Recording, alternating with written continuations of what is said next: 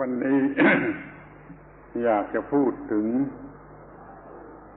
เรื่องสิ่งที่อาจจะเข้าใจผิดกันอยู่อย่างมากในบรรดาท่านทั้งหลายที่มาสนใจพุทธศาสนา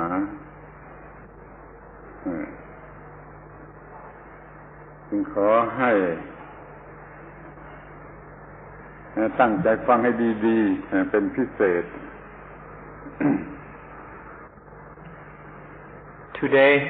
I'd like to talk about something which many of you may misunderstand. You may misunderstand this thing quite a bit. For this reason, please gather your mental energies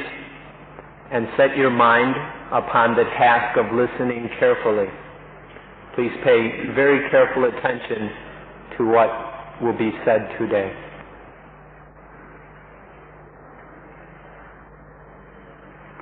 สิ่งนั้นก็คือ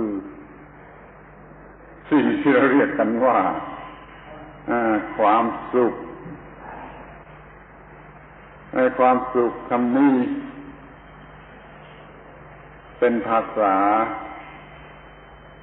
ที่กำกวมเป็นคำพูดที่กำกวมแม้ในภาษาไทยแม้ในภาษาบาลีและเข้าใจว่าแม้ในภาษาอังกฤษเป็นต้น คือมีความหมายหลายอย่างนักจนปนกันยุ่งสำหรับสิ่งที่เรียกว่าความสุข The subject that we'll be talking about is sukha or happiness. This is a word that is quite ambiguous both in the Thai language, sukh, the Pali language, sukha, and the English language, happiness. In all three languages, this word has quite varied meanings and applications. Sometimes it can be difficult to understand quite what somebody means when they're speaking about happiness. So we will be speaking about sukha or happiness today. ความสุขตามที่คนทั่วไปรู้สึก หรือมีความหมายนั้นมันอย่างหนึ่งและความสุขชนิดที่เป็นจุดสุดท้ายจุดความประสงค์สุดท้ายเป็นไปนั่นโกนั่นมันเป็นอีกอย่างหนึ่งนี่เขาก็มาปนกันเสียมันเลยทำให้เข้าใจสิ่งที่เรียกว่าความสุขนั้นไม่ได้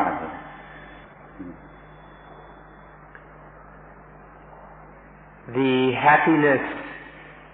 in the everyday lives of ordinary people is one kind of happiness. And then the happiness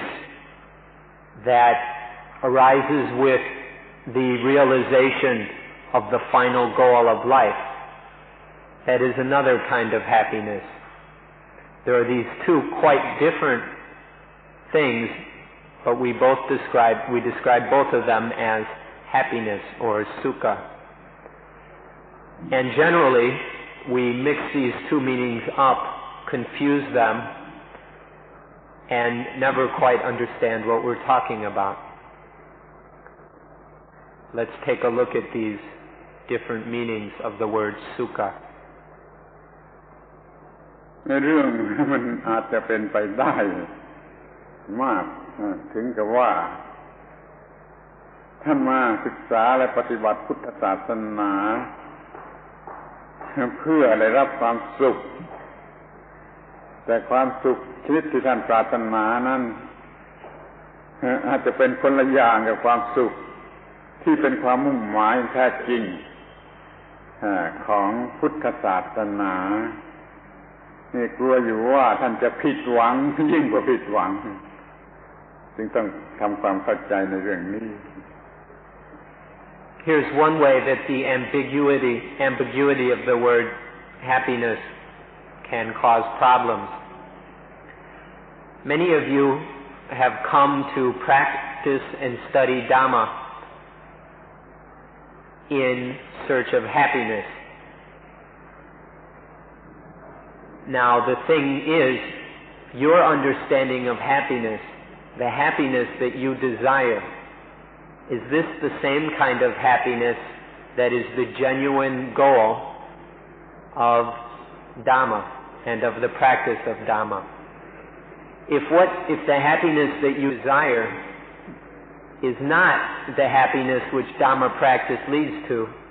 then we're worried that you will be disappointed and that your hopes will turn out sour. So let's look at the meanings of happiness. Let's not confuse the two different kinds of happiness. And most of all, let's understand the genuine goal, the true happiness, which is the aim of Dhamma practice. เพื่อประหยัดเวลาให้สั้นเข้าหรือเพื่อให้ฟังง่ายเข้า ก็อยากจะวางหลักสั้นๆว่าความสุข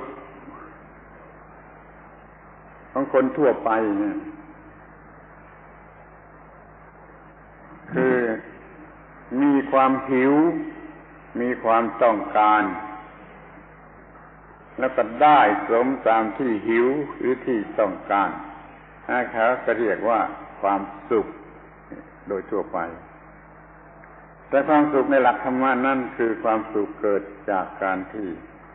ไม่ต้องหิวและไม่ต้องการอะไรเลย In order to save time and make it easy for you to listen and understand, let's set down a very simple, short principle for the understanding of happiness. The ordinary happiness that most people are talking about is when there is hunger or a need or a want, and then that hunger or need or want is satisfied. This is the common understanding of happiness. But happiness in the Dhamma sense is when there is no hunger, no need, no want, when we are free of hunger, need, and want. This is happiness in the Dhamma sense. ช่วยแยกแยะกันให้ดีที่สุดที่ตรงนี้ว่าสุขเพราะได้ตามที่หิวกับสุขที่เกิดมาจากการไม่หิวอะไรเลยนี่มันต่างกันเท่าไหร่ขอร้องเป็นพิเศษให้เห็นชัด So let's be very clear about this. Please pay very careful attention to the distinction. Make sure that you understand. The common ordinary happiness is when hunger is satisfied. The satisfaction of hunger is common happiness. When there is no hunger at all, when there is no need of hunger, that is the happiness of Dhamma. Hunger satisfied is the first kind. No hunger at all is the Dhamma kind of happiness. ในชั้นแรกนี่ท่านคงจะพอสังเกตเห็นได้เองว่าเราควรจะแยกความสุขออกเป็นสองชนิดคือความสุขอย่างตามธรรมดาโลกตามวิสัยโลกในโลกคือได้ตามที่หิวแล้วความสุขชนิดหนึ่งเหนือโลกเหนืออิทธิพลของโลกนั่นคือความสุขอันเกิดมาจากการไม่หิวอะไรเลย You can probably see that the first kind of happiness, that of the satisfaction of hunger, is a very worldly kind of happiness. It depends on the world. It is caught up in the world, and it is within the limitations and conditions of the world. But the Dhamma happiness, where there is no hunger at all, this is above the world. This is a transcendent kind of happiness. It goes beyond the world. ถือโอกาสขอให้ท่านถือโอกาสเข้าใจคำว่าโลกียะกับคำว่าโลกุตระเสียในเวลานี้ในการพิจารณาอย่างนี้โลกียะแปลว่าเป็นไปตามเรื่องของโลกอยู่ภายในโลกภายใต้อิทธิพลของโลกนี่โลกียะคำว่าโลกุตระแปลว่าเหนือโลกเหนืออิทธิพลใดๆของโลกนี่มันมีทางที่จะเปรียบเทียบกันได้จริงว่าถ้าโลกียสุขก็เป็นไปภายใต้อิทธิพลของสิ่งที่เรียกว่าโลกถ้าเรียกว่าโลกุตระสุขมันก็อยู่เหนืออิทธิพลใดๆของโลกนี่ขอให้แยกกันให้ชัดเจนอย่างนี้และรู้จักคำสองคำนี้ให้ดีที่สุดด้วย This is an opportunity to introduce you to two words, Lokiya and Lokutara, because it follows from what was just said. Lokiya means going or means according to worldly matters, worldly concerns. Lokiya is to be in the world, caught up in the world, and under the power and influence of the world. So we can in short say worldly or mundane is a common translation. The second word is Lokutara. It is to be above the world, to transcend the world, to be out from under the power and influence of the world, but to be above that power and influence. This is often translated supramundane or transcendent. So then we can see that there are two kinds of happiness. Lokiya sukha, worldly happiness, and Lokutara sukha, transcendent or supramundane happiness. See the distinction between these two and be very clear about them. ดูให้ชัดเจนอีกนิดหนึ่งต่อไปว่าโลกิยะแปลว่าติดกันไปกับด้วยโลกคือโลกมันลากไปติดไปกับด้วยโลกคือโลกิยะติดกันไปกับด้วยโลกจึงอยู่ใต้อิทธิพลของโลกเรียกว่าไม่มีเสรีภาพทางวิญญาณที่ถ้าว่าเป็นโลกุตระมันก็แปลว่าเหนือโลกคือหลุดออกจากโลกแล้วก็เหนือโลกมันก็มีเสรีภาพทางวิญญาณฉะนั้นเราควรจะได้คำพูดอีกสองคำว่าสุขที่ไม่มีเสรีภาพกับสุขที่มีเสรีภาพโดยสมบูรณ์ Let's look at these even a bit closer. Let's go a little bit deeper into these meanings. Lokiya means to be stuck in the world, to be caught up and trapped in the world, so that the power and influence of the world dominates. Lokutara is to be released, and this Lokiya, this being stuck in the world, is to be not free. This is a lack, the absence of spiritual freedom, of spiritual independence. Lokutara is to be released from the world, to get unstuck, to be above its power and influence. Lokutara, or this transcendent state, is spiritual freedom. So these two kinds of happiness, the worldly and the transcendent, the first kind is a happiness that is not free. It is a kind of slavery, this sort of happiness. Whereas transcendent happiness is happiness that is free and independent because it is above the world. So there is the happiness of slavery and the happiness of freedom. นี่คือข้อที่กลัวว่าจะมีความเข้าใจผิดอยู่ระหว่างท่านทั้งหลายที่มาศึกษาพุทธศาสนาถ้าท่านต้องการความสุขอย่างโลกียะในความรู้สึกของท่านแล้วท่านมาศึกษาพุทธศาสนาซึ่งมันจะให้สุขซึ่งมันตรงกันข้ามนี่ท่านอาจจะผิดหวังหรือไม่ได้สิ่งที่ตรงตามที่ท่านต้องการนี่เราจึงต้องพูดเรื่องนี้กันก่อนกลัวว่าท่านทั้งหลายจะผิดหวัง So now I think you can see the importance of this point. If what you're after, if what you desire is worldly happiness, logiya sukha, and you come here and study the Dhamma, you're going to be disappointed. This transcendent happiness is the opposite of worldly happiness. And so what the Dhamma, what correct meditation is about, is transcendent happiness. So we want you to understand this clearly,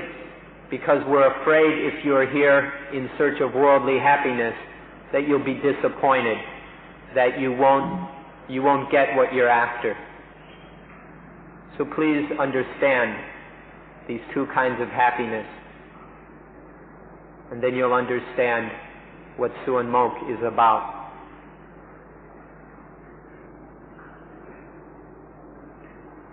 ที่นี่ก็เข้าใจว่าท่านได้มีความเข้าใจความผิดกันความต่างกันระหว่างสุขทั้งสองเกิดสุขที่ได้ตามที่หิวสุขที่ได้มาตามที่หิวกับสุขที่ไม่มีการหิวเลยจะต่างกันสักเท่าไหร่ขอให้ใครควรดู Please investigate the difference between these two kinds of happiness and understand where you're coming from. See the worldly happiness that is based in hunger, and then the transcendent happiness that when there is no hunger at all. Investigate this matter and see in what ways, into what degree these two kinds of happiness differ from each other. ขอให้สรุปเหลือเป็นคำสั้นๆเพียง2 คำว่าสุขที่ได้สุขเพราะได้ตามที่หิวกับสุขที่เกิดจากการไม่หิวเลยให้สรุปเป็น2 คำสั้นๆอย่างนี้ชัดๆขึ้นมาสักทีก่อน So let's summarize this as clear as possible. 2 kinds of happiness. 1, the happiness from getting according to one's hunger, from receiving according to one's hunger. Happiness number 2, no hunger at all, freedom from hunger. 2 kinds of sukha, very clear. ขอให้สั้นที่สุดกว่านี้อีกว่าสุขเพราะได้ตามที่หิวกับสุขเพราะไม่หิวเลยสั้นที่สุด2 คำเท่านั้น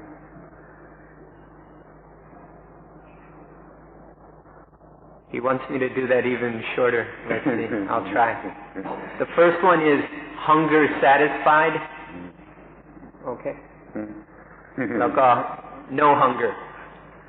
Hunger satisfied and no hunger. สุขอย่างหนึ่งเกิดมาได้เกิดจากการที่ได้ตามที่หิวสุขอย่างหนึ่งไม่หิวเลยที่นี่เราก็จะได้พิจารณากันต่อไปว่า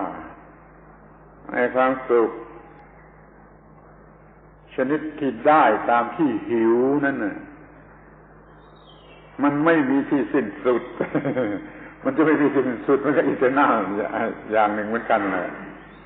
เพราะว่าสิ่งที่มาทำให้หิวนั่นน่ะมันมีมากแล้วมันเปลี่ยนได้เรื่อยเปลี่ยนได้ไม่มีที่สิ้นสุด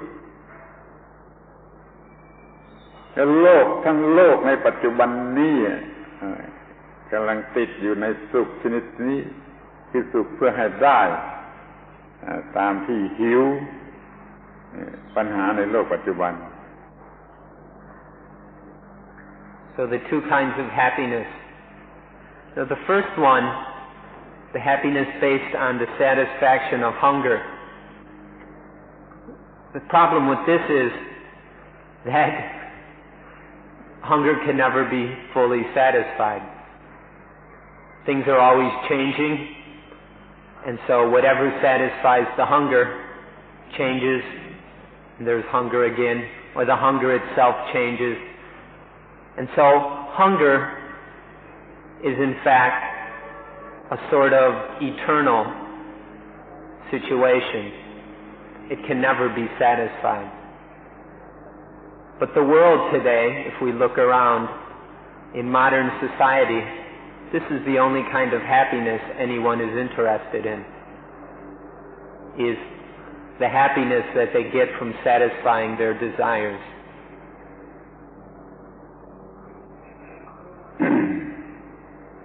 สมมติว่าเราได้เป็นเจ้าของโลกทั้งหมด Universe Cosmos ทั้งหมดเป็นของเราคนเดียวความหิวจะหยุดได้ไหมจะหยุดหรือยัง Imagine if you, just you, were the owner of the world, of the universe, of the entire cosmos. You own everything. Now that you're the owner of everything, does hunger stop? Can it stop? ขอให้ทุกคนเดี๋ยวนี้ลองคิดดูด้วยจิตใจของตนเองว่าถ้าตนเป็นผู้ได้อย่างนั้นแล้วความหิวจะหยุดไหมหรือว่าจะต้องการยูนิเวิร์สที่2ที่3ที่4 So take a look in your own minds and hearts. Take a very close look and see. If you were to get everything that you could possibly desire, to the point where you owned everything in the universe, would your hunger cease? Would the hunger stop? Or once you owned the entire universe, would you hunger for a second universe? Would you desire a third universe? Look in your own hearts and minds and see if it's this way or not. ขอให้มองดูในข้อที่ว่าความหิวเป็นอะไรก็ไม่รู้แต่เป็นสิ่งที่หยุดไม่ได้เดี๋ยวนี้ในโลกเราก็เจริญด้วยการศึกษา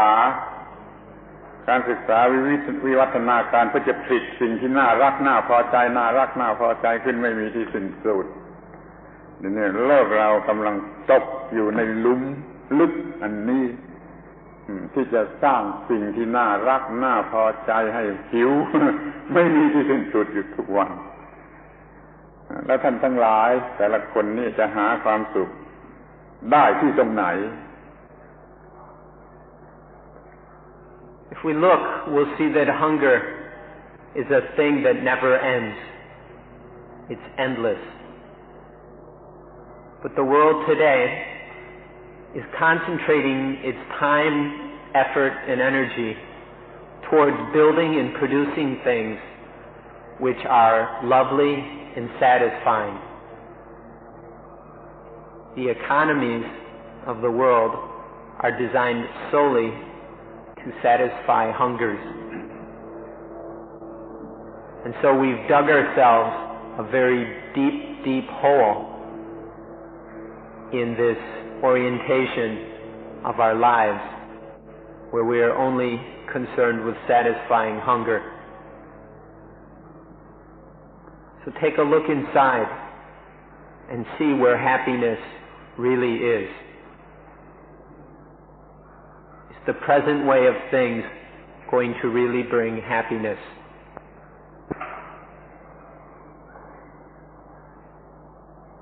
จึงอยากจะเปรียบเทียบให้เห็นว่าไอ้ความหิวความพอใจนะมันเลื่อนชั้นเรื่อยเลื่อนชั้นไปเรื่อยเด็กทารกเพิ่งคลอดมาก็มีความสุขเพราะได้นอนในอ้อมแขนของแม่อ้อมให้อบอุ่นให้ดูดนม เขาก็พอสุขเขาก็พอใจแล้วเด็กทารกก็พอใจที่สุดมีความสุขที่สุดแต่พอมันโตขึ้นมามันก็ไม่พอใจแล้วที่จะนอนอยู่ในอกในอ้อมแขนของแม่หรือดูดนมมันก็กินอาหารอร่อยอย่างอื่นจนเด็กบางคนก็พูดว่าจะกินเนื้อเต๊ะหมดจานแล้วก็จะไปขี่บานประตูที่หมุนไปหมุนมาได้ทั้งวันเลยมีความสุขที่สุดเด็กทารกมันจะมาพอใจในความสุขของเด็กที่กินเนื้อเต๊ะเป็นจานได้หรือไม่มันก็เป็นไปไม่ได้ที่ว่าเด็กมันโตขึ้นไปอีกมันก็ไปเล่นฟุตบอลดีกว่าเป็นอะไรดีกว่ามันก็ไม่อาจจะยินดีมานั่งขี่ประตูเล่นแกว่งไปแกว่งมาประตูบ้านประตูรั้วบ้านถ้ามันเป็นเด็กวัยรุ่นมันก็สนใจเรื่องไปทางเซ็กทางอะไรเพิ่มขึ้นมันไม่อาจจะมาสนใจความสุขของไอ้เด็กทารกนี้ได้ที่พอเป็นหนุ่มสาวเต็มตัวต้องการอะไรพอใจอะไรมันจะมาพอใจเหมือนเด็กทารกหรือเด็กโตนิดหน่อยเด็กวิ่งได้เด็กไม่ได้ที่พอเป็นแต่งงานแล้วเป็นพ่อบ้านแม่เรือนมันก็หวังที่จะมีฐานะทางการเงินทางอะไรเป็นความสุขกระเลิดไปโน่นมันจะมาชอบอย่างลูกเด็กๆทารกไม่ได้นี่ว่ามนุษย์มันก็เปลี่ยนระดับของความสุขเรื่อยไม่รู้จักสิ้นสุดจนกระทั่งว่าตายไปเป็นเทวดาตามแบบว่าไปเป็นเทวดาก็ยังต้องการในความสุขแบบเทวดาความหิวมีไม่หยุดจะไปอยู่กับโลกพระเจ้าอยู่ในโลกของพระเจ้าความหิวความต้องการก็ไม่สิ้นสุดนั้นทางพุทธศาสนาจึงจัดว่าเป็นโลกที่เป็นความสุขในโลกที่หลอกลวง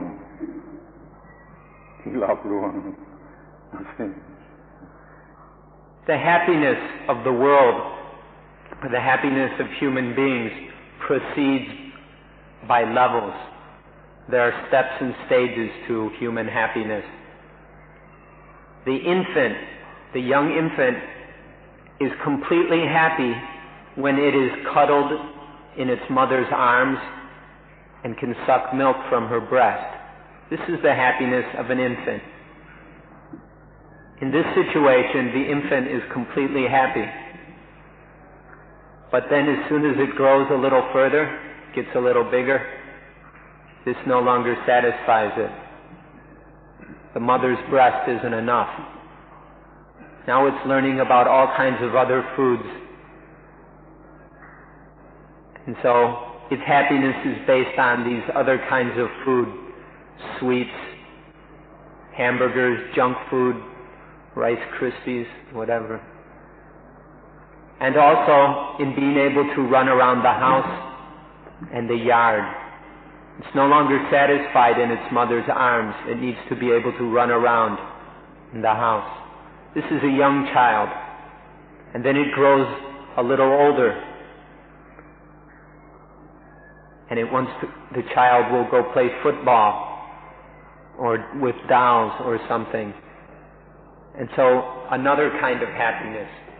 But the child outgrows this kind of happiness also and becomes a teenager. And as a teenager, the ideas of happiness start to turn to sex. Grow up and become young men and women, and all they do is think about sex, dates, and this kind of happiness. And finally, the human being marries with a wife or a husband. Then the thoughts of happiness are all about the house, clothes, the job, things like this. And this situation continues where the happiness progresses from one stage to another, beginning with the happiness of an infant,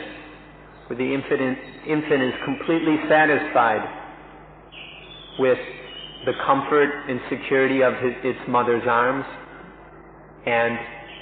drinking the milk, through progressive levels to where the hunger and the happiness is bigger and bigger, or where the hunger is bigger and bigger and more difficult to satisfy, to the point where the human being dies and is reborn as a deva, or a heavenly being. And still, even though reborn in a heavenly realm, still hungry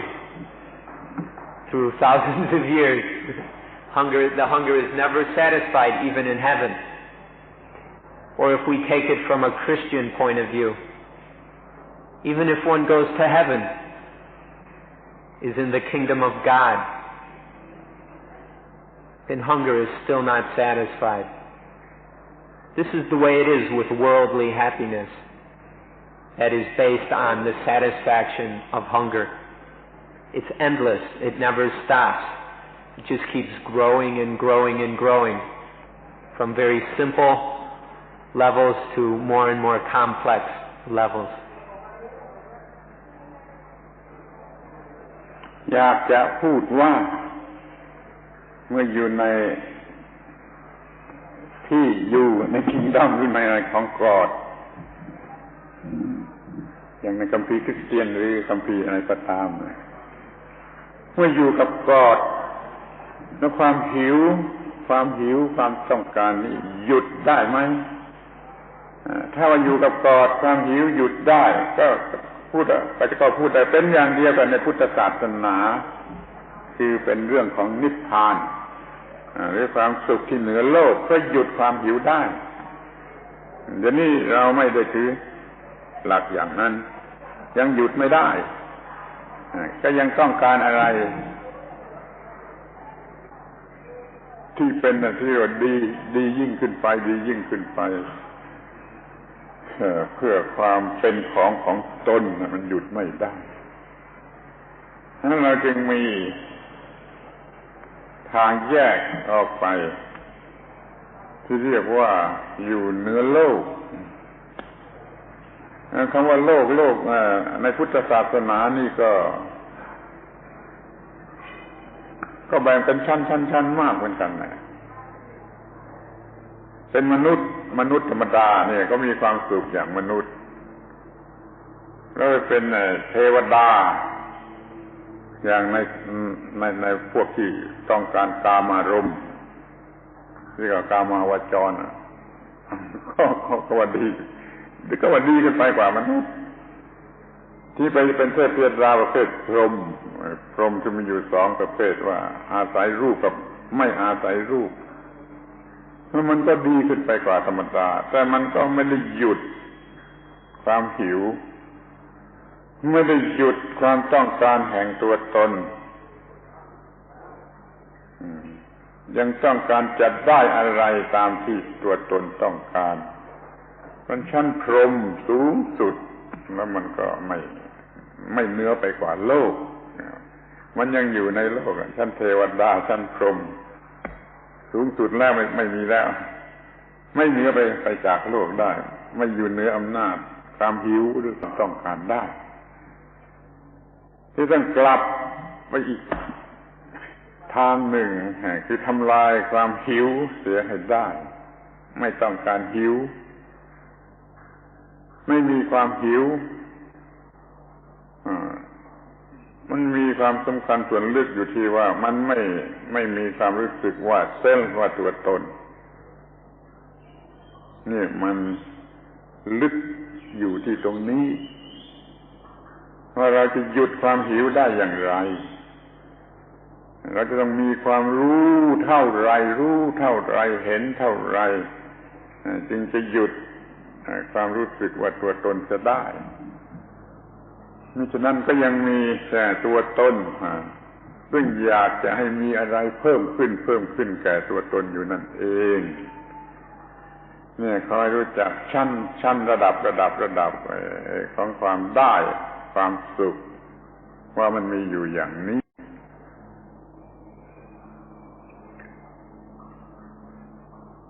The kingdom of God, we're not sure what individual Christians exactly believe about when they think of the kingdom of God. We're not quite sure what the theologians think either. If the kingdom of God is a place where there is still successive levels of hunger, of seeking after the happiness that is based in the satisfaction of hunger and desire, if this is what the kingdom of God is about, then Buddhism isn't very interested. But if the kingdom of God is the end of hunger, freedom from hunger, the absence of hunger, then that's the same as Nibbana, the goal of Buddhist practice. So we're not sure what the Christians are after. Now, in the Buddhist description of the universe, there are many levels to the world or to the universe. There's the common human world with which we are familiar. In this world, we go about trying to satisfy the hungers of the human condition. And above this are various heavenly realms. And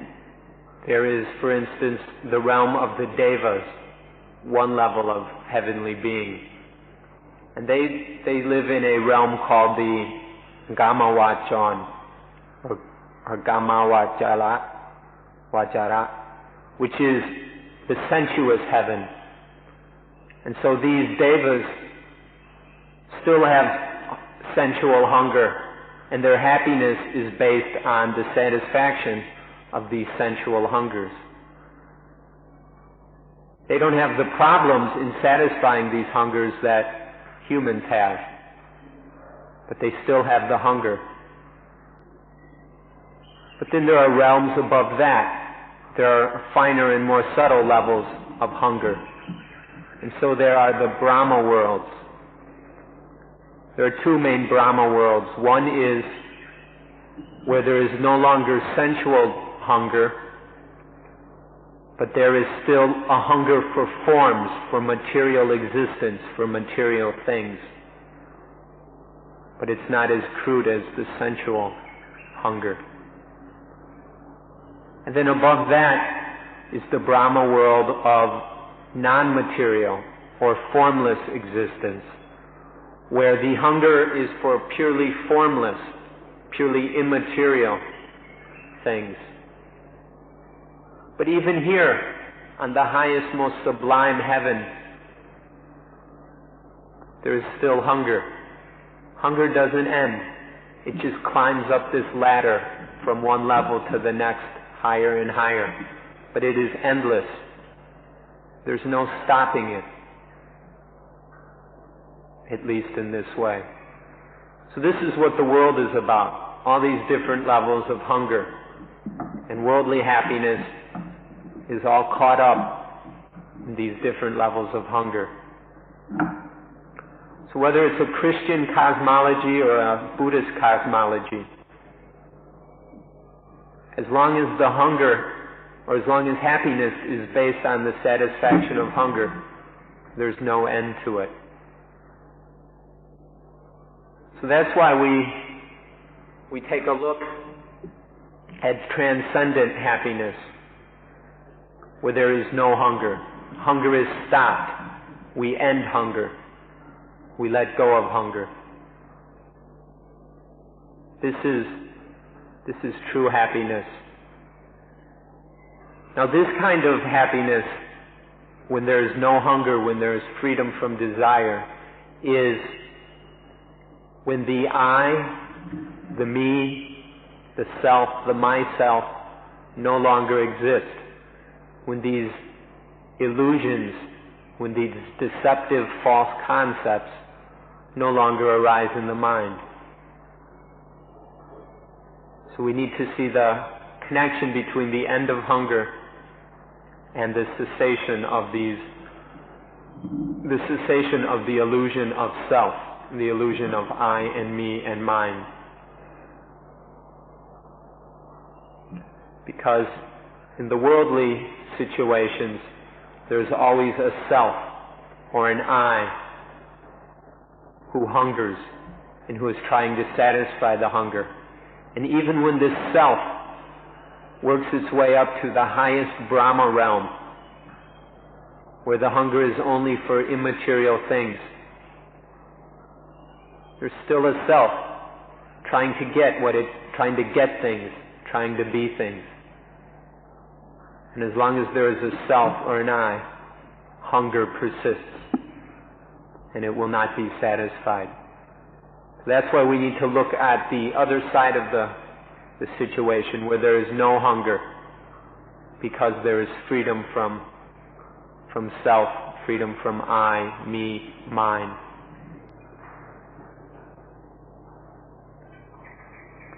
มื่อมาถึงขั้นนี้เมื่อมาถึงตอนนี้เข้าใจว่าท่านทั้งหลายคงจะรู้จักไอ้สิ่งที่เรียกกันว่าดีหรือดีที่สุด ดีหรือดีที่สุดและท่านก็คิดว่าจะต้องได้ไอ้ที่ดีที่สุดไอ้ความหิวของท่านมันก็ไปจดอยู่ที่ว่าดีที่สุด นั่นจึงว่าแม้จะไปอยู่กับพระเจ้ามันก็ไม่ได้หยุดความหิวในสิ่งที่ดีที่สุดแล้วแม้ว่ามันจะได้มากมันก็ยังหิวอยู่นั่นแหละเพราะว่ามันยังมีตัวตนที่ต้องการจะมีไอ้สิ่งที่ดีที่สุดเรื่องมันไม่จบไอ้ดีที่สุดนั่นน่ะไม่ใช่จบไม่ใช่จุดจบว่าดีที่สุดเรามีคำพูดว่าดีที่สุดดีที่สุดสัมโบนัมสัมมัมโบนัมดีที่สุดแต่มันมีความหมายต่างกันมากของลูกเด็กๆทารกมันก็จะเป็นอย่างของคนหนุ่มสาวเป็นอย่างคนแก่เป็นอย่างในทางโลกเป็นอย่างทางศาสนาเป็นอีกอย่างหนึ่งคือมันก็เหมือนกันตรงที่ว่าดีที่สุดมันยิ่งทำให้หิวมากที่สุดให้หิวลึกหิวละเอียดหิวอย่างประณีตมากที่สุดทั้งหมดนี้จึงจัดเป็นเรื่องโลกียะสุขมันจะต้องตรงกันข้ามคือเป็นโลกุตตรสุขต้องไม่มีการหิวแม้ดีที่สุดก็ไม่ต้องการไอ้ชั่วก็วุ่นวายไปตามแบบชั่วไอ้ดีก็วุ่นวายไปตามแบบดีฉะนั้นถ้าว่าจะไม่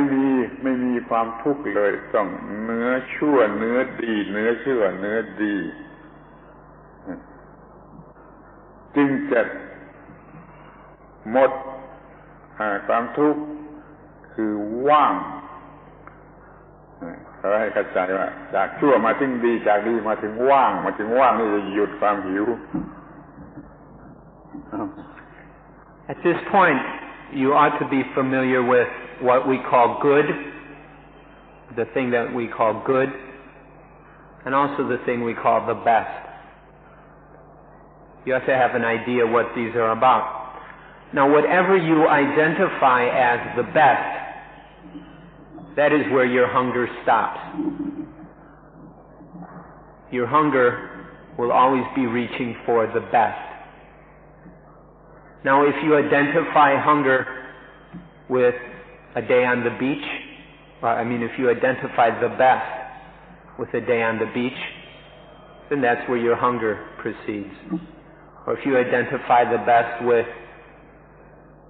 5 minutes of no nasty thoughts going through your head, well, that's where your hunger will stop. Or if you identify the best with going to heaven and basking in God's radiance, well, that is where your hunger will stop. But by stop, maybe I should use another word. I don't mean that it ends. That's just when you identify something as the best, that's what you hunger for. But once you get there, does it really stop? Once you spend your day on the beach, or your 5 minutes of calm meditation, or your whatever in the kingdom of God, does hunger stop? As long as there is a self that is identifying something as the best, whether it is the best of children, which is one level, the best of teenagers, young adults, married people, old people, the best of heavenly beings on the successive levels. As long as there is a self that is identifying something as the best and hungering for it, then that hunger is endless. There is no real stopping. Hunger will fix on that thing which is identified as the Sunam Banam, the supreme goodness. But if it gets there, then it'll just start hungering for something more. Because there is still clinging to a self, to I, me, and mine. So this is what worldly happiness is like. No matter on what level it is, whether on a crude, easy to satisfy level of animals, or on deeper, more subtle, loftier levels of celestial beings. Whatever kind of happiness it is, if it is still based on the satisfaction of the hunger of some self or some I, then there is no end to it. It will just keep growing or developing or evolving into these higher and higher levels. This is what logiya sukha, worldly happiness, is all about. Hunger and its satisfaction. But as soon as there is a little satisfaction, there's immediately more hunger. There is never total satisfaction. This just illustrates that if we're going to ever be happy, we're going to have to look for happiness somewhere else. If we keep looking for it in the world, we're just going to have this endless process of hunger throughout this life, and who knows, maybe on into other lives as well. So this is why we need to be interested in Lokuttara Sukha, transcendent happiness, where there is no I, no self, no me, no mine, no myself, to hunger, to be hungered for. There is freedom from hunger, and there is freedom from this egoistic identification with things. This freedom from the world, this transcendence of the world, is where true happiness lies. So, try and understand what worldly happiness is about, and begin to get interested in transcendent happiness. If you can do that, you have a chance of success.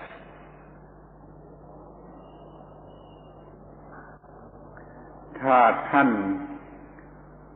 เป็นคริสเตียนเคยอ่านคัมภีร์ไบเบิลมาแล้วมันจะง่ายขึ้นอีกมากถ้าท่านเข้าใจข้อความตอนต้นๆที่พระเจ้าห้ามไม่ให้ผัวเมียคู่นั้นกินผลไม้ของต้นไม้ที่ทำให้รู้เรื่องชั่วและดีและชั่วเพราะถ้ากินแล้วจะต้องตายถ้าท่านเข้าใจเรื่องนี้ท่านจะเข้าใจพุทธศาสนาได้เว้นไว้แต่จะตีความกันเสียคนละอย่างเมื่อเราไม่รู้ว่าชั่วว่าดีเราก็ไม่มีattachทั้งชั่วและดีเราก็ว่าง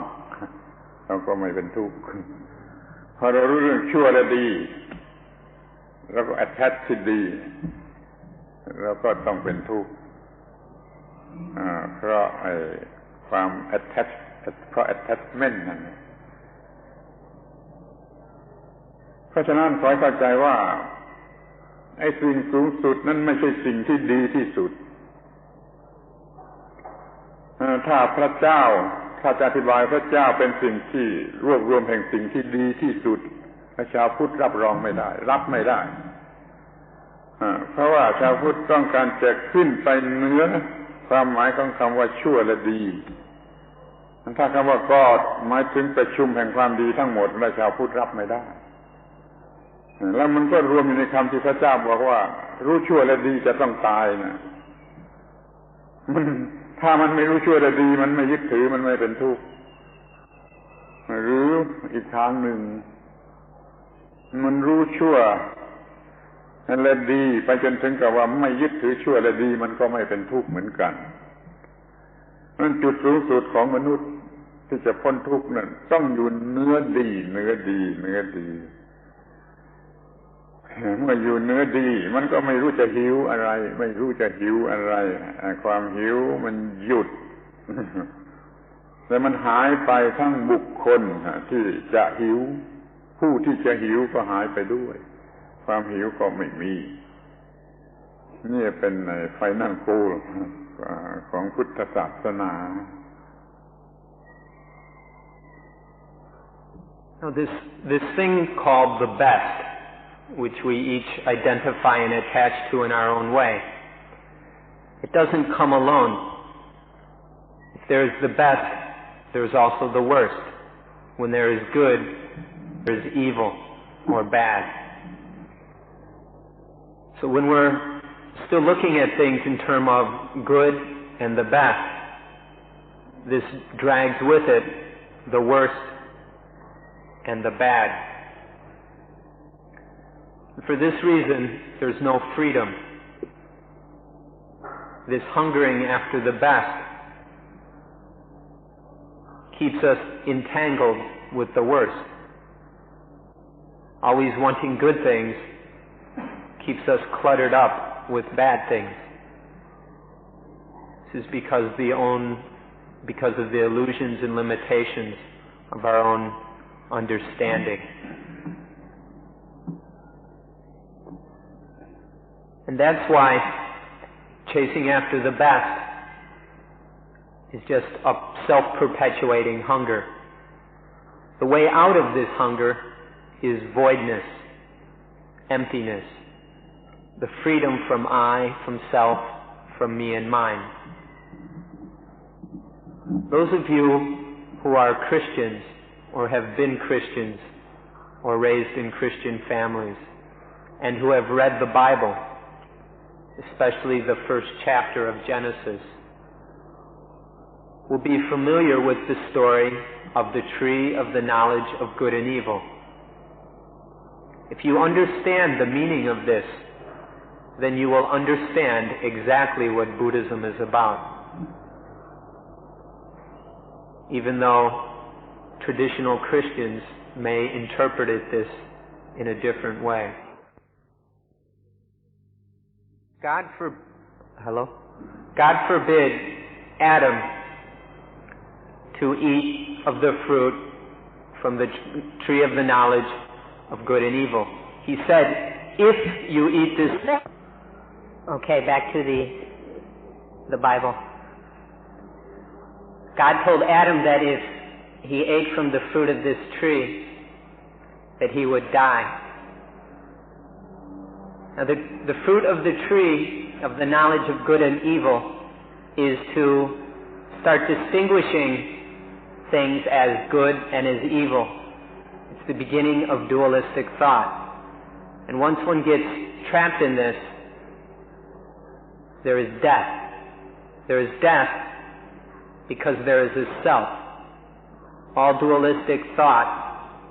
comes out of the illusion of a self, the separation of a self from the rest of nature. So with this original dualism grows into the dualism of good and evil, and from that follows death.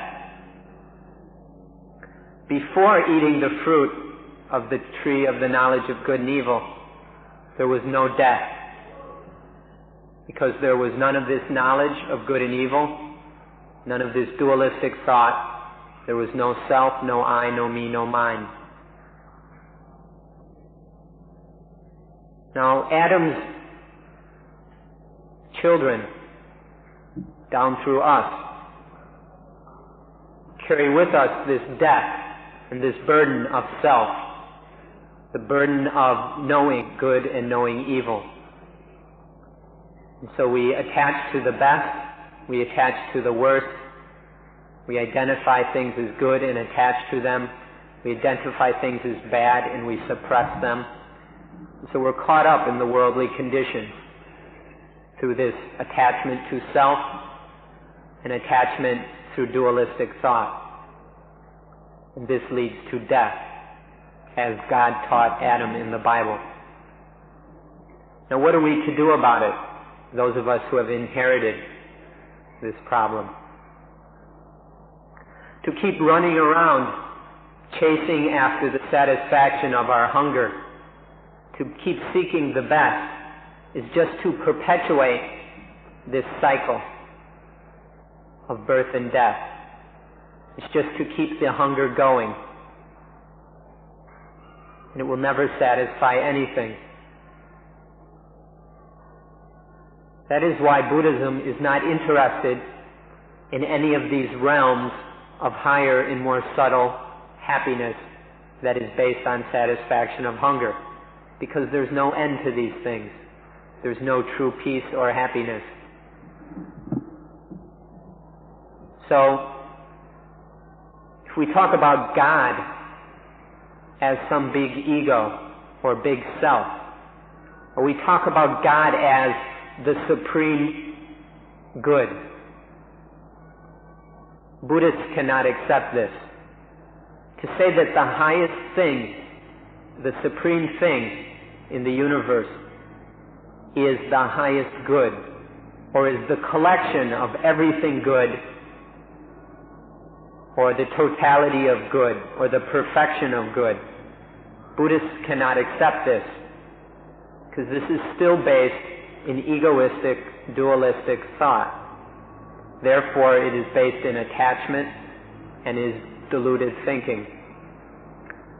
But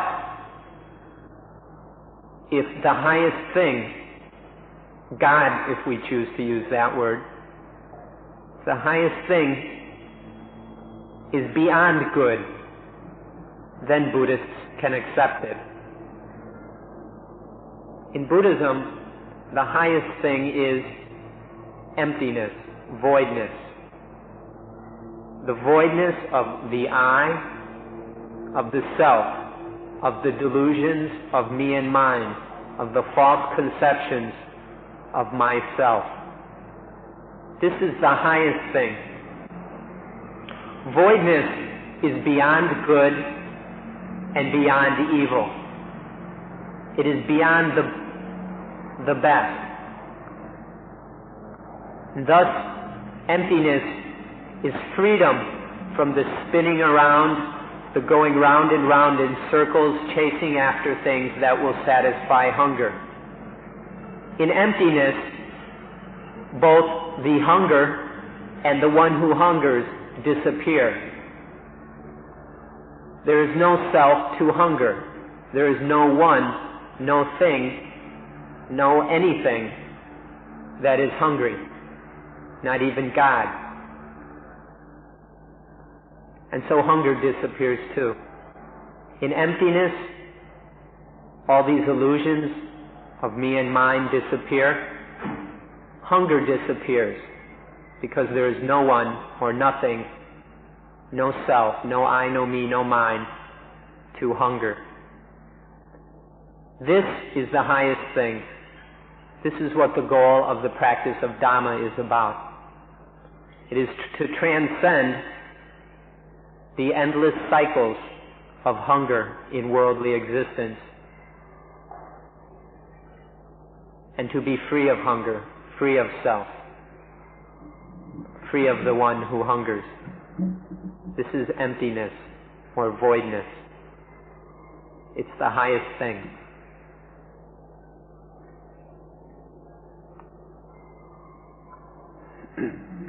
สิ่งที่เราจะต้องสังเกต ในเรื่องนี้ก็คือว่า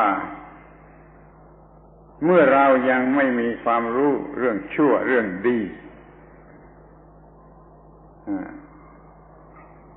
attachment ในชั่วและในดีก็เกิดขึ้นไม่ได้เมื่อไม่มี attachment ก็ไม่มีความทุกข์ไม่มีปัญหาแต่เดี๋ยวนี้มารู้ว่าชั่วมารู้ว่าดีก็ไม่มีปัญญาพอที่จะไม่ attach ในชั่วและดีมันก็ attach ในชั่วและดีตามแบบของคนธรรมดามันก็ต้องเป็นทุกข์ทีนี้ถ้าเรามารู้ว่าชั่วว่าดีกินผลไม้แล้วรู้ว่าชั่วว่าดีเราต้องรู้ให้ถึงที่สุดว่า attach ไม่ได้ทั้งชั่วและดีทั้งชั่วและดี attach ไม่ได้เพราะมันเป็นอนิจจังทุกขังอนัตตาชั่วดีชั่วดีชั่วเป็นอนิจจังทุกขังอนัตตาก็ไม่มี attachment ก็คือไม่ตายอีกเหมือนกันเมื่อเราไม่รู้เรื่องดีเรื่องชั่วไม่มี attachment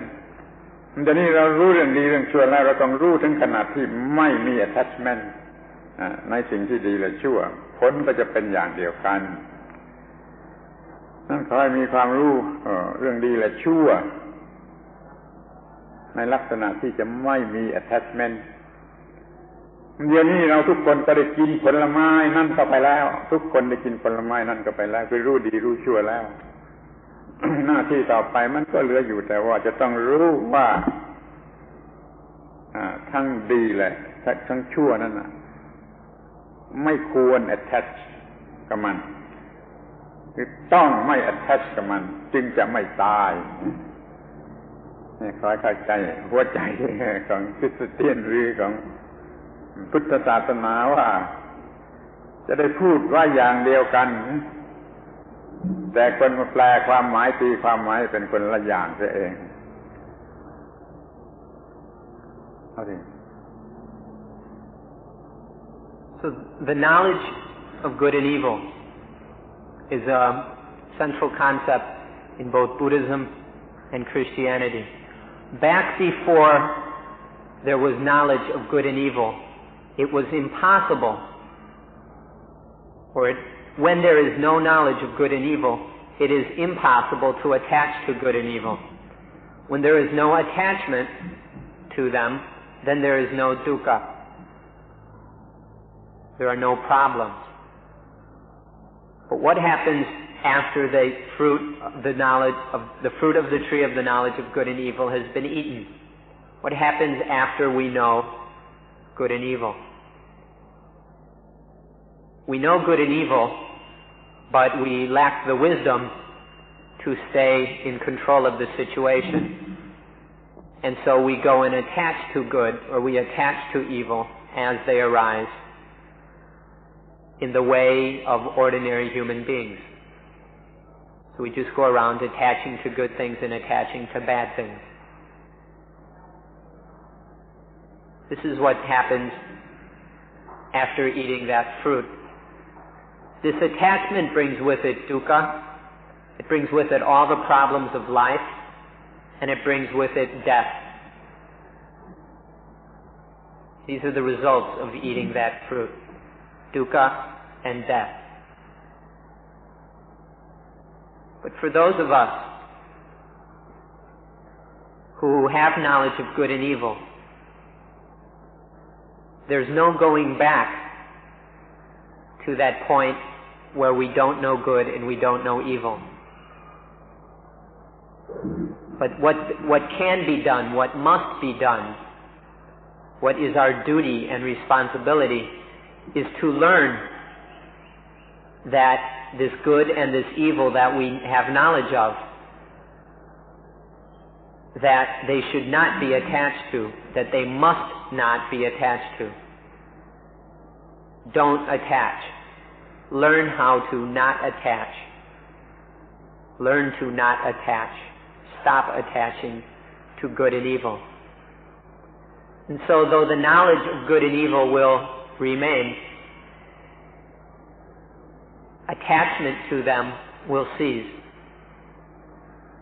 And when attachment to them ceases, then there will be no dukkha and no death. Just as it was with Adam and Eve in the Garden of Eden before they ate that fruit. For us, there's no going back to a state of innocence. But there still is the need and the necessity of going beyond attachment and being free of dukkha and death. This is the essence or the heart of both Christianity and Buddhism. Even though some Buddhists and some Christians will understand things in quite a different way. But if you understand this, then you will have the key to genuine happiness, to freedom, and to the end of hunger.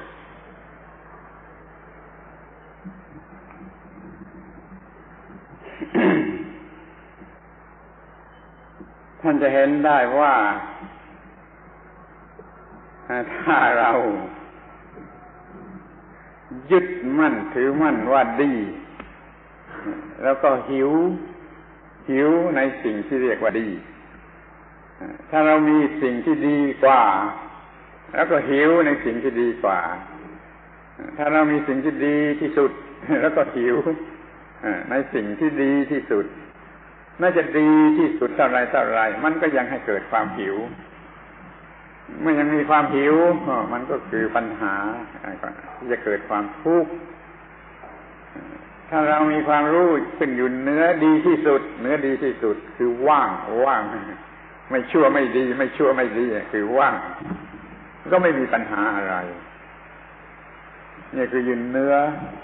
ปัญหาเนื้อความทุกข์เป็นหลุดพ้นออกไปได้เรียกว่า emancipated ตามหลักของพุทธศาสนาฉะนั้นเมื่อเราไม่หิวโดยประการทั้งปวงทุกอย่างมันจึงจะเป็นthe final goal ที่แท้จริง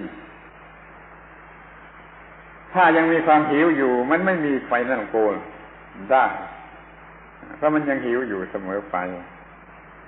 ไอ้ความหิวนั่นแหละจะเบียดเบียนเรามันเป็นความหิวอย่างละเอียดอย่างเป็นนิดที่สุดจนมองไม่เห็นจะเข้าใจไม่ได้มันก็ยังเบียดเบียนเราอย่างละเอียดที่สุดอย่างที่จะมองเห็นไม่ได้ทั้งคอยเราศึกษาเรื่องนี้จนว่าเราจะมีชีวิต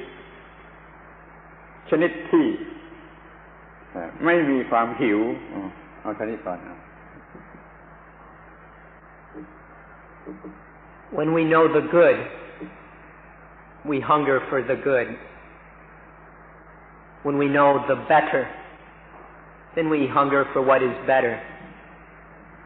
And when we know what the best is, then we hunger for the best. And then we find something that is even more the best, even better than the best, and hunger for that. We hunger for the best. We're always caught up in this hunger.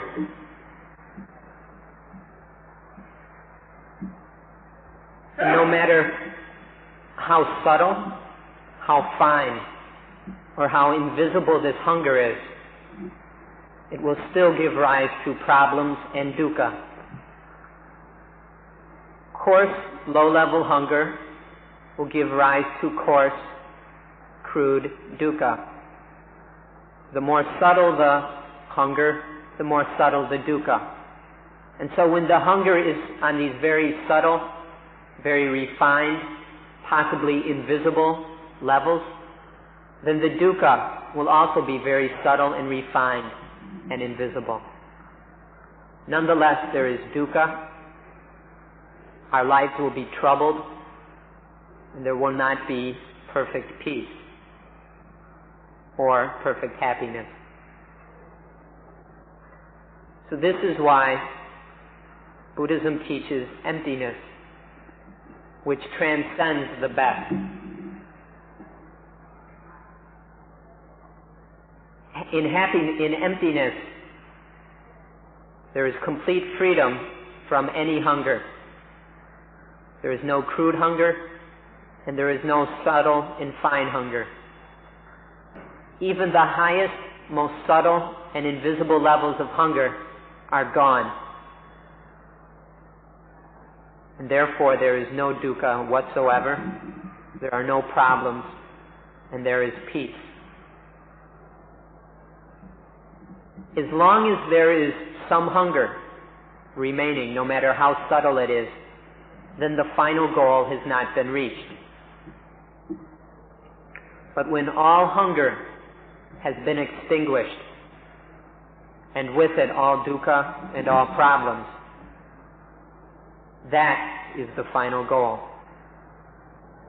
This is emancipation in Buddhism. Emancipation is this freedom from hunger. Emancipation is emptiness. Emptiness of self, the voidness of I, me, mine. This is the final goal, this final emancipation, liberation, and freedom.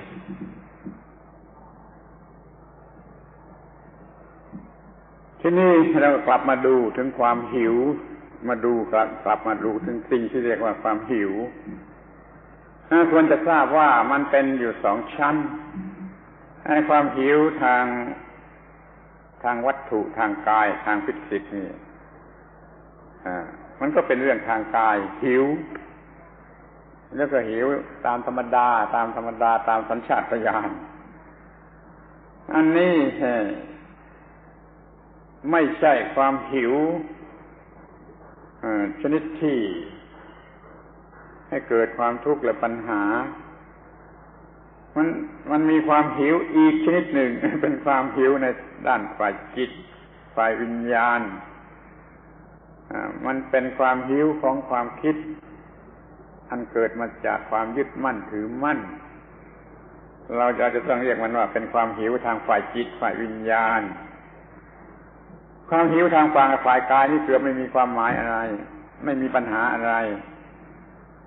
แม้แต่สัตว์เดรัจฉานมันก็มีความหิวทางร่างกายมันหากินได้ก็กินได้แต่ถ้ามันมีความหิวทางจิตทางวิญญาณด้วยอวิชชาด้วยอุปาทานเนี่ยมันทำลายความสงบสุขทำลายความเยือกเย็นจนหมดสิ้นท่านระวังไอ้เรื่องหิวทางร่างกายนั้นแก้ไขกันได้ง่ายๆทำงานวันเดียวก็เหลือกินเหลือใช้ไปได้หลายวันไม่ต้องหิวนั่นคำว่าหิวนี่ไม่ใช่ทางฝ่ายร่างกายถึงแม้ว่าความหิวทางฝ่ายร่างกายนั่นก็เถิดถ้ามันหิวขึ้นมาก็อย่าได้เป็นทุกข์เลยมองเห็นเซลล์มันเป็นเช่นนั้นเองมันเป็นตาเช่นนั้นเองที่ร่างกายของเรามีระบบประสาทเมื่อไม่ได้อะไรตามที่เคยได้มันก็รู้สึกอย่างนี้แก่ระบบประสาทรู้สึกอย่างนี้แก่ระบบประสาทนั่นเราก็เรียกว่าความหิว มันก็เป็นเท่านั้นแหละอย่าให้กลายเป็นความหิวทางจิตทางวิญญาณขึ้นมานั่นน่ะมันจะทำอันตรายให้มีความทุกข์มากมายหิวทางร่างกายมันก็หาอาหารกินทางร่างกายมันก็ง่ายนิดเดียวสัตว์เดรัจฉานก็ทำเป็นแต่สัตว์เดรัจฉานไม่มีปัญหาหิวทางวิญญาณเพราะว่าจิตมันยังต่ำอยู่มนุษย์มีความสูงทางจิตทางวิญญาณก็หิวสูงขึ้นไปจนเป็น attachment ปัญหาคือความอยากอุปาทานคือความยึดมั่นถือมั่นนี่มันเป็นเรื่องจิตทั้งหมดหิวในระบบจิตสงบไม่ได้เย็นไม่ได้ถ้ายังมีความหิวทางวิญญาณเราเป็นเศรษฐีมีเงินมากมีของกินเต็มบ้านมีอะไรครบถ้วนหมดแต่เราก็ยังหิวทางวิญญาณเรามหาเศรษฐีก็ยังหิวทางวิญญาณแล้วจะอะไรมาแก้ไขนี่คือหลักธรรมะที่จะหยุดความหิวอย่างโง่เขลานั่นเสียแล้วก็จะสบายก็อยู่เย็นเป็นสุขไม่มีอะไรรบกวนเมื่อไม่มีอะไรรบกวนนั่นแหละคือความสุขที่แท้จริงฟังดูเหมือนกับพูดเล่นเมื่อไม่มีอะไรรบกวนนั่นแหละคือความสุขที่แท้จริงLet's take another look at this word hunger. We can see two kinds or two levels of hunger. Physical hunger and mental or spiritual hunger. Physical hunger has to do with the needs of the body for food, clothing, shelter, and medicine. This kind of hunger is not a problem. It can be satisfied and does not have to lead to dukkha. Physical hunger need not lead to dukkha. We can see this in the animals who have these physical needs and hungers as well, these instinctual needs for food, clothing, shelter, and medicine. But they do not experience dukkha because of that. The problem with human beings is that our minds have developed beyond the minds of mere animals. In animals, the minds are still on a relatively low level, where they do not make physical hunger into spiritual hunger. They do not attach to their physical hunger and cause it to be a spiritual hunger which leads to dukkha. But in human beings, the mind has evolved onto a much higher level. And on this level, there is lots of attachment. This highly evolved mind of the human being gets caught up in dualistic thought and attaches to things. It clings to things. And this is what gives rise to spiritual hunger and dukkha. So if we can see these two kinds of hunger, the physical and the spiritual, and distinguish between them,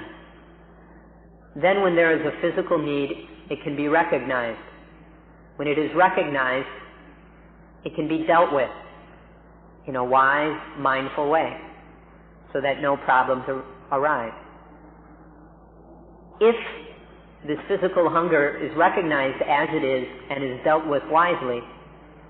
that means there will be no attachment to it as my hunger, as my problem, or as I, or me. So physical hunger remains just physical hunger and is not a problem, nor is it dukkha. So if we can stop attaching to these physical needs and physical hunger, then it is possible for spiritual hunger to stop. See that this spiritual hunger is where the real problem is. This attachment to good and bad, to this and that, to me and you. See that this spiritual hunger, this attachment, is the cause of all our problems and the cause of dukkha. So understand the difference between these two levels, or these two kinds of hunger, the physical and the spiritual. The physical which we share with animals, and the spiritual hunger which is uniquely human.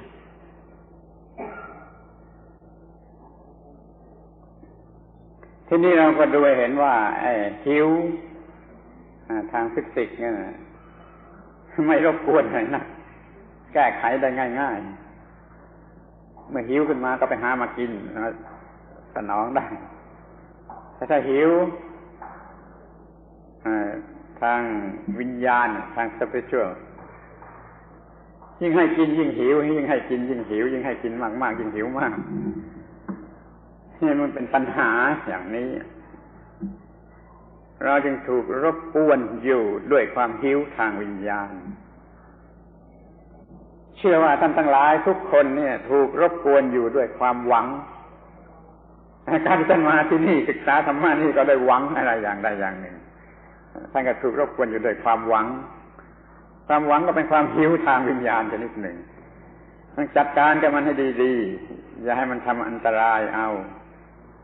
แล้วก็หาวิธีที่หยุดความหวังเสียได้มีชีวิตอยู่ด้วยสติปัญญาอย่ามีชีวิตอยู่ด้วยความหวังเรามักจะสอนเด็กๆให้มีชีวิตอยู่ด้วยความหวังไม่ถูกต้องมันเป็นความหิวทางวิญญาณอยู่เรื่อยไปทรมานจะเจ็บไข้และจะตายก็ได้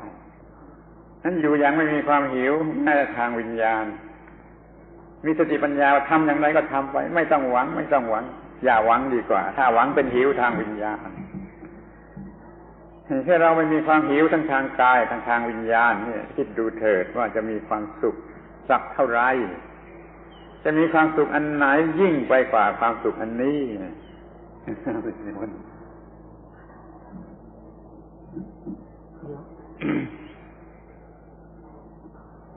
So there are these two kinds of hunger. The hunger on the physical level need not be any sort of problem. When any of these kind of hungers arise, such as a need to eat, then just go and eat. Take care of the situation wisely and with mindfulness, and then there will be no problems. No attachment and no spiritual hunger will arise. Physical hungers, physical needs, can be taken care of in this way. It's quite simple, and it need not cause any problems or difficulties. Truly, physical hunger should not disturb us in any way. It should just be taken care of wisely and mindfully. That's all. It's very simple. Now with spiritual hunger, the more we eat, the more we're hungry. When there is spiritual hunger, whatever it's hungering for, if we give it a little bit, the hunger just grows and wants more. And so the more we try and satisfy spiritual hunger, the more it expands, the more it grows. This is because it's an endless, unsatisfiable kind of hunger. ที่นี่สิ่งสุดท้ายที่อยากจะให้สังเกตคือผลของความไม่หิวผลของความไม่หิว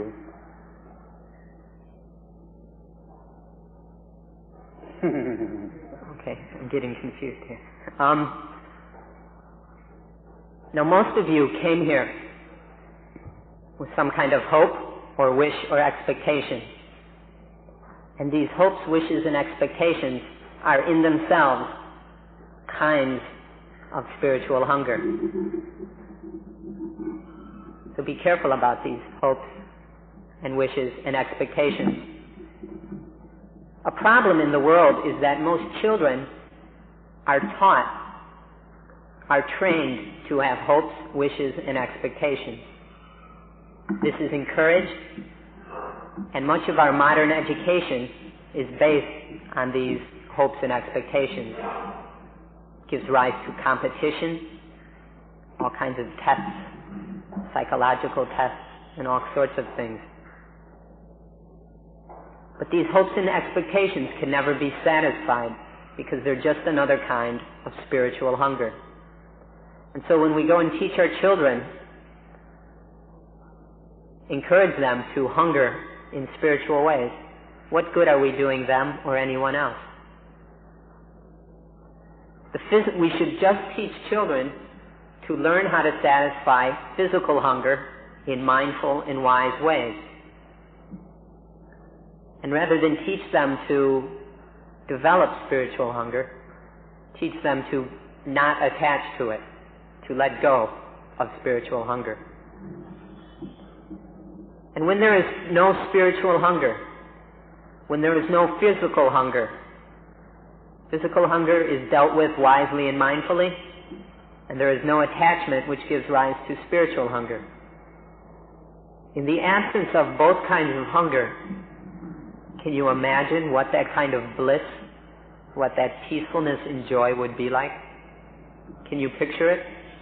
The total absence of all hunger. Think about it. So finally, we'd like to say a few things about what it's like, about the results, the fruit of the total absence of hunger. ทีนี้จะพูดผลดีของความไม่หิวครับ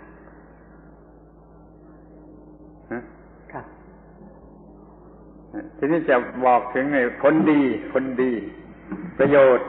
ของความไม่หิว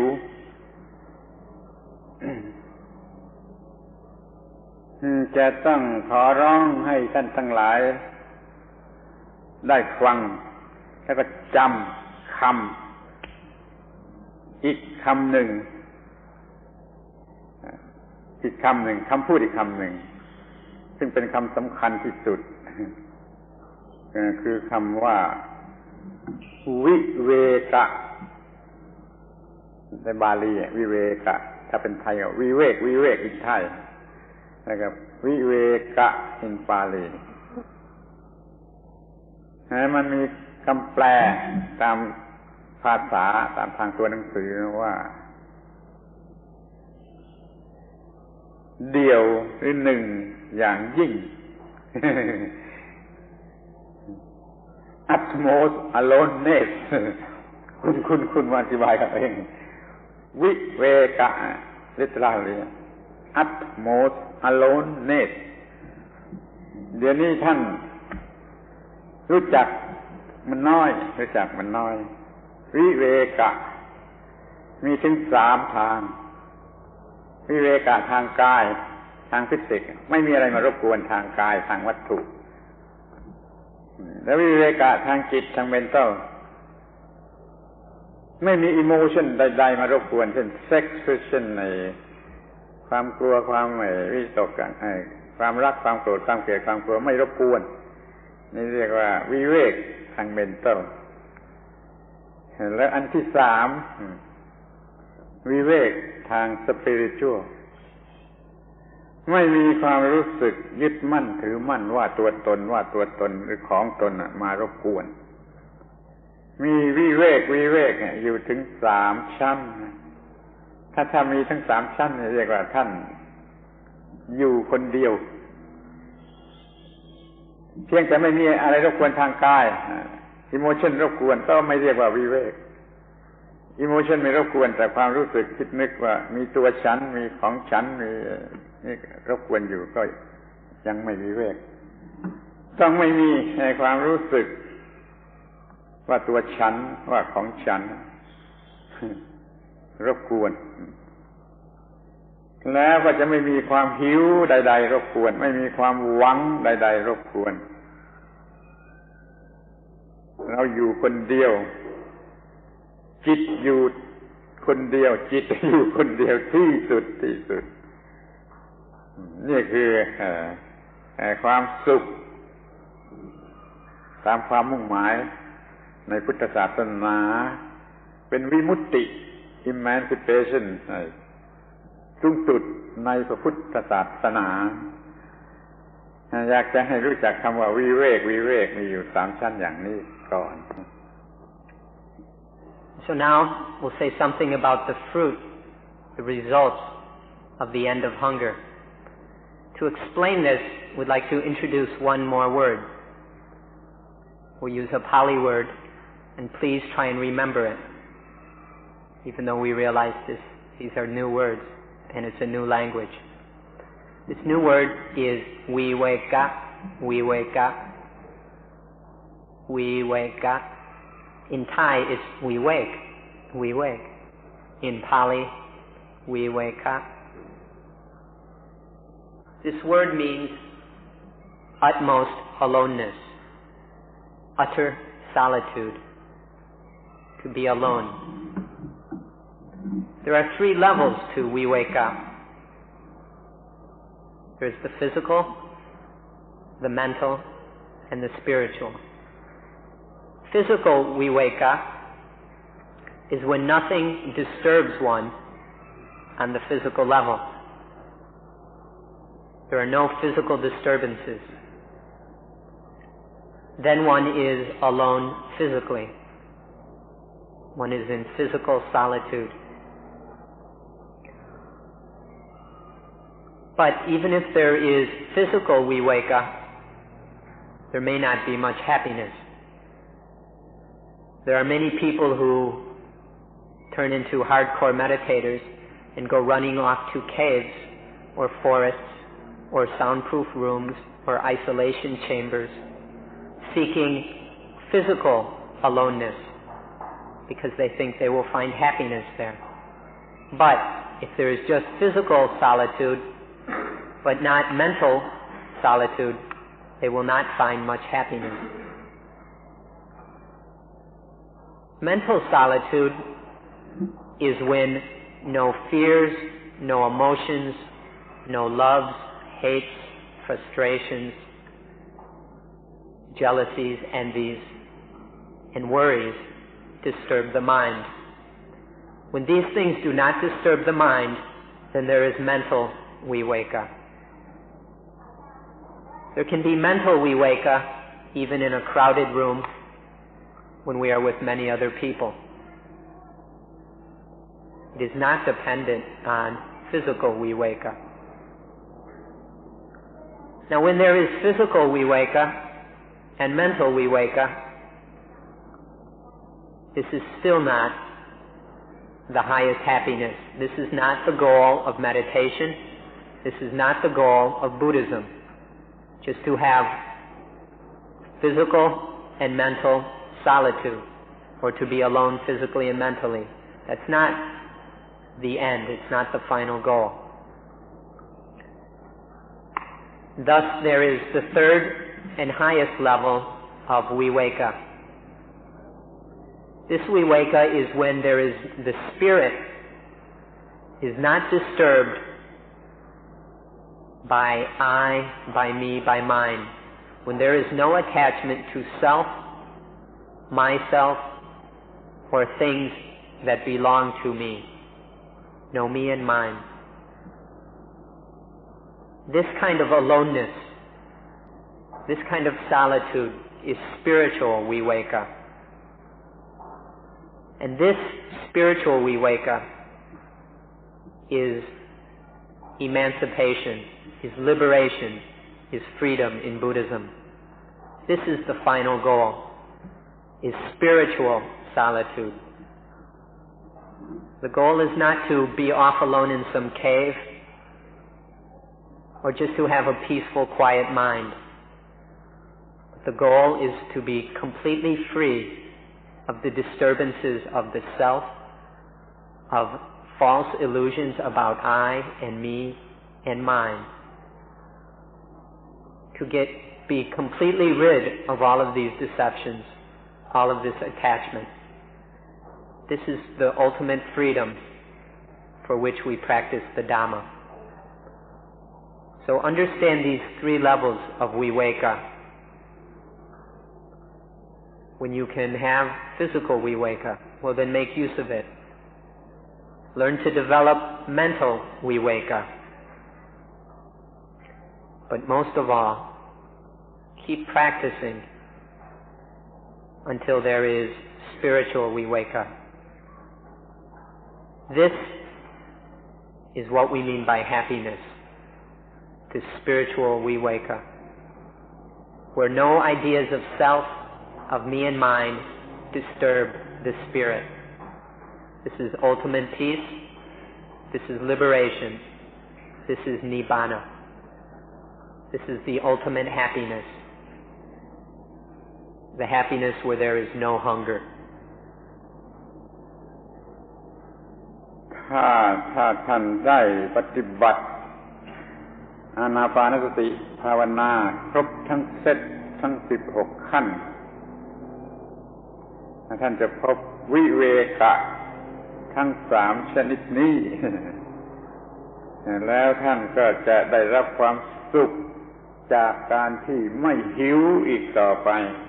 ไม่หิวอีกต่อไป แต่ถ้าท่านไม่ชอบความสุขชนิดนี้ท่านชอบความสุขชนิดที่หิวและได้มาสนองความหิวได้สิ่งมาสนองความหิว มันก็ช่วยไม่ได้มันช่วยอะไรไม่ได้พุทธศาสนาจะช่วยอะไรไม่ได้เพราะพุทธศาสนาต้องการจะกำจัดความสุขความเพลิดเพลินชนิดที่มีสิ่งมาสนองความหิวมีสิ่งมาสนองความหิวนี่เราต้องการให้หมดไปเราต้องการวิเวกะชนิดที่ไม่มีความหิวไม่มีความหิวมารบกวนนี่จึงมีความคิดตั้งแต่ทีแรกว่ากลัวว่าเรานี่ยังเข้าใจผิดกันอยู่เมื่อพุทธศาสนาต้องการจะให้อย่างนี้และท่านก็ไม่ต้องการท่านก็ต้องการอย่างนั้นท่านก็จะเสียเวลาเปล่าจึงพูดว่าถ้าท่านต้องการความสุขที่เกิดมาจากการสนองให้แก่ความหิวแล้วก็เราก็ไม่มีอะไรจะพูดแต่ถ้าเราต้องการความสุขเกิดมาจากการไม่หิวอะไรเลยแล้วเราก็มีเรื่องจะพูดและเราก็ได้พูดมาแล้วและก็เราหวังว่าถ้าท่านประสบความสำเร็จในอานาปานสติภาวนาแล้วท่านจะได้รับความสุขอันแท้จริงเกิดจากความไม่หิวอะไรเลยขอยุติการบรรยายวันนี้ไว้เพียงเท่านี้ If you are able to practice mindfulness of breathing, anapanasati bhavana, completely and successfully through all its steps and stages, then you will come to know these 3 kinds of viveka. You will know physical viveka, where nothing disturbs one physically. Mental viveka, well, there are no mental disturbances. And finally, spiritual viveka, where no delusions of self disturb the spirit. Through the practice of anapanasati, if it is fully developed and fully practiced, these 3 kinds of viveka will be known. It is not necessary to bring in other methods or practices. Anapanasati by itself, at least according to the Buddha and Ajahn Buddhadasa, is sufficient to experience and realize these 3 kinds of aloneness, these 3 kinds of solitude. And for this reason, we encourage you to fully develop and correctly understand and practice anapanasati in order to understand this kind of happiness that results when the 3 kinds of solitude, of aloneness, are experienced. We want to make this kind of happiness very clear to you, because we were afraid that some people might be here looking for something that we cannot provide. Buddhism is interested in the happiness that results from no hunger. If you are interested in the happiness that results when desires are responded to when your hungers are satisfied, then there's nothing we can do to help you. If this is what happiness is for you, then Buddhism cannot help you in any way. Buddhism is not about this kind of happiness. But if you are interested in the happiness that results when there is no hunger, when there is physical aloneness, mental aloneness, and spiritual aloneness, meaning that nothing disturbs